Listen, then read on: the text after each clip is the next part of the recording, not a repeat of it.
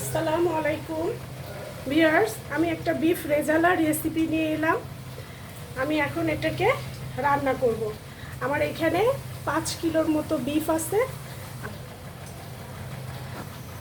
প্যানে আমি 2 কাপের পরিমাণ তেল দিয়ে নেব।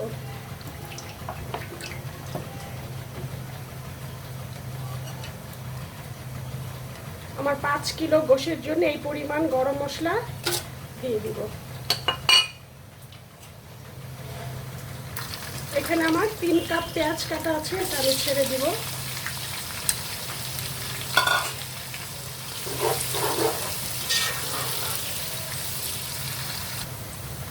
আমার পেঁয়াজটা এই পরিমাণ ব্রাউন হবে হালকা। এখানে আমার 4 টেবিল চামচ আদা, 3 টেবিল চামচ রসুন আছে, দিয়ে দিব।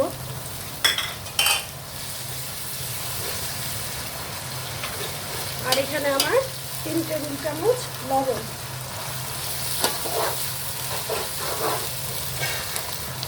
আমি সামান্য আরেকটু ভেজে নেব আদা রসুনটা।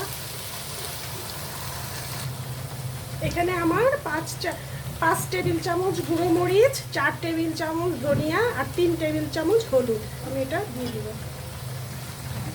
ভিউয়ার্স, আমি এখন গোশগুলো এর মধ্যে ছেড়ে দিব।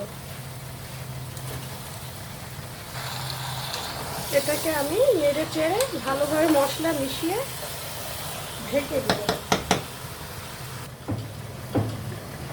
ভিউয়ার্স, আমার গোশটা কষানো হয়ে গেছে। আমি এখন এর মধ্যে 2 কাপ পানি অ্যাড করে দিব।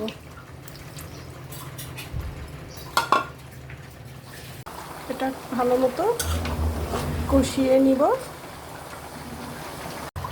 ভিউয়ার্স, আমার এখানে 1 টেবিল চামচ কাজু পেস্ট, 1 টেবিল চামচ কাঠবাদাম, 3 টেবিল চামচ টক দই আর 1 চা চামচ পোস্ত পেস্ট। এটাকে আমি একসঙ্গে মিক্সড করব ভালো করে। আর আমার এখানে এরকম আমি হাফ কাপ পেঁয়াজ বেরেস্তা অ্যাড করব।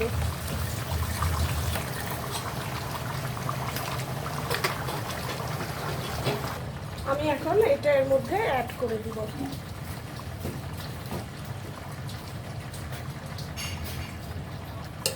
আমি এখন এটাকে এর সঙ্গে ভালোভাবে মিশিয়ে দিব।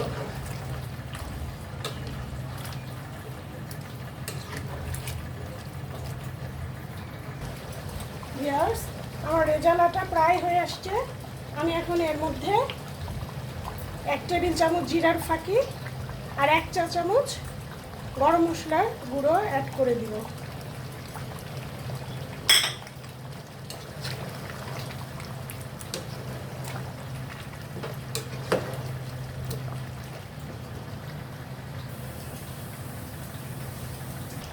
ভিউয়ার্স, দেখুন আমার রেজালাটা হয়ে গিয়েছে, কি সুন্দর কালার হয়ে গেছে। আমি এর মধ্যে এখন সামান্য একটু বেরেস্তা অ্যাড করব আর কিছু বাদাম। ভিউয়ার্স, আমি এখানে একটু কেওড়ার সঙ্গে একটু জাফরান ভিজিয়ে রেখেছি। আমি এখন এর উপর দিয়ে এটা ছিটিয়ে দেব। আর কিছু কাঁচামরিচ দিয়ে নামিয়ে নেব। হয়ে গেল আমার রেজালা। আমার রেসিপি যদি ভালো লাগে প্লিজ লাইক, শেয়ার, কমেন্ট, সাথে সাবস্ক্রাইব করবেন। সকলেই ভালো থাকেন। আল্লাহ হাফেজ।